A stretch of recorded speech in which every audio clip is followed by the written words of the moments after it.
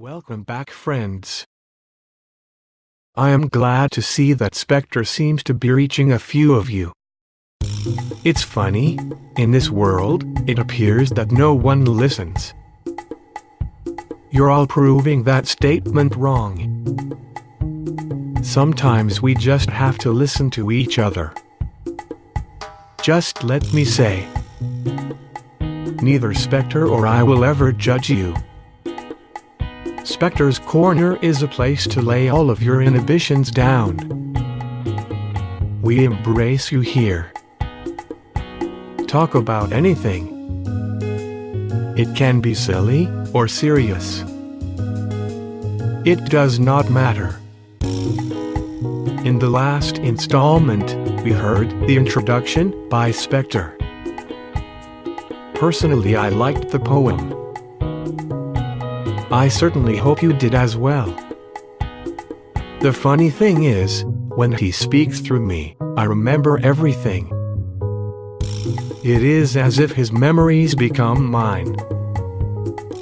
I guess this is just a side effect of telepathic communication. Thank goodness he's not extremely weird. Notice that I said extremely. You all may want to know more about me. Well, as many of you have said already, I look remarkably like a sackboy. Believe it or not, I have no affiliation with the Little Big Planet franchise. As wonderful as they are, there are no links except the fact that Spectre display. But that does make me think. That might be the reason that we are so connected. Speaking of which, let me contact him. Let's see what he has to recite today.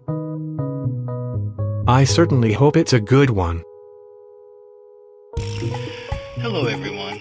Thank you again for allowing me back into your minds and ears for a little bit. As Ralphie said there, I want you to be comfortable. I want you all to feel free to comment. You're not going to be judged here. Tell me about anything, ask me about anything, it doesn't matter. Because as Ralphie there said, I do have both a serious and silly side, which you will find out during the duration of these videos. Everything that comes out of Ralphie's mouth, or mine, this is everything that stems from me. Nothing is coming from any other source except Ralphie himself, which comes from extranormal.com, which I say in the description quite a bit. So there we go. Now this particular piece that I'm going to share with you today is called I Had a Dream. This has nothing to do with the speech by Dr. Martin Luther King so many years ago. As you soon will see, just need to get that little disclaimer out to you, and now that you have it, now begins I Had a Dream. I drifted and closed my eyes. I looked upon some deep blue skies. Those skies then morphed into a red, just as dark as the blood of the dead. Every thought within my mind became a constant mental grind. I began to stroll down the street, but wretched pain crept in my feet. I didn't wish to stop just yet, so I disregarded my pain and sweat. This deep red sky with a foreboding sun made me nervous, and I began to run. Rushing, I slipped and fell in mud. Rising from the pit, I was drenched in blood. The screams and yells of forsaken souls swarmed me like actors reaching for roles. The taunting bellows and searing flames jettisoned me into strange war games. The war going on was absolutely no fun. Hundreds of demons from which I had to run. I stripped because the blood slowed me down. Then I heard raucous laughter from all around.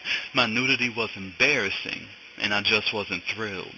But my only concern was to avoid being killed. The demons kept jumping and swiping their claws. At times I felt saliva spew from their jaws. There was nowhere to run in sight, but I couldn't resist taking to flight, scampering top speed and the heat wouldn't drop. I was too tired to keep going, but too anxious to stop. I ran for hours until I got to a cave. I quickly jumped in for the rest that it gave. All the demons knew where I went, but they all stopped outside and appeared content. Huffing and puffing, my breath wouldn't come. My body was limp and my legs were so numb. I had to take time to get myself straight. I got comfortable and decided to wait. I closed my eyes, hoping the worst had passed. Opening them again, I was in front of a class.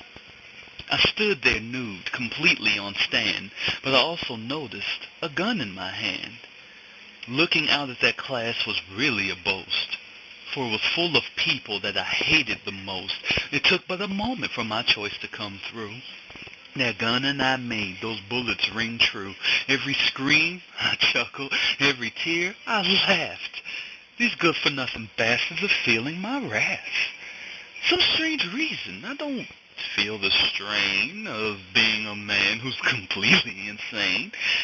I then sat down, still naked as can be, and I drift into a world only I can see. Rainbows and sunbeam through this holy place, and a big smile appears on my blood-splattered face. There I fell asleep, and the dream did begin. It was me playing with puppies, and that is the end. I am a madman, is what the judge coldly stated. This might be a fact that can't be debated. I don't care about the sentence on my life, for buried within is a steadfast knife, with doom on my clock, always impeding. It is safe to say this madman's time is fleeting. You all probably want to know more about my dream. It was cute and boring as it would seem. Who cares about this lunatic playing with puppies? It got a little interesting while he was butchering yuppies. To me, my dream was special, like a life-giving seed. But the mind of this murderer was a much better read. This is Spectre 531 saying thank you for listening, and take care until we meet again, my friends. Wow. Do you see what I mean? Spectre can go from one direction to the other. I totally feel every feeling he wrote it with. That was one wild ride in my opinion. All of you, take care of yourselves. We certainly hope to see you again here in Spectre's Corner. Have a wonderful day, everybody.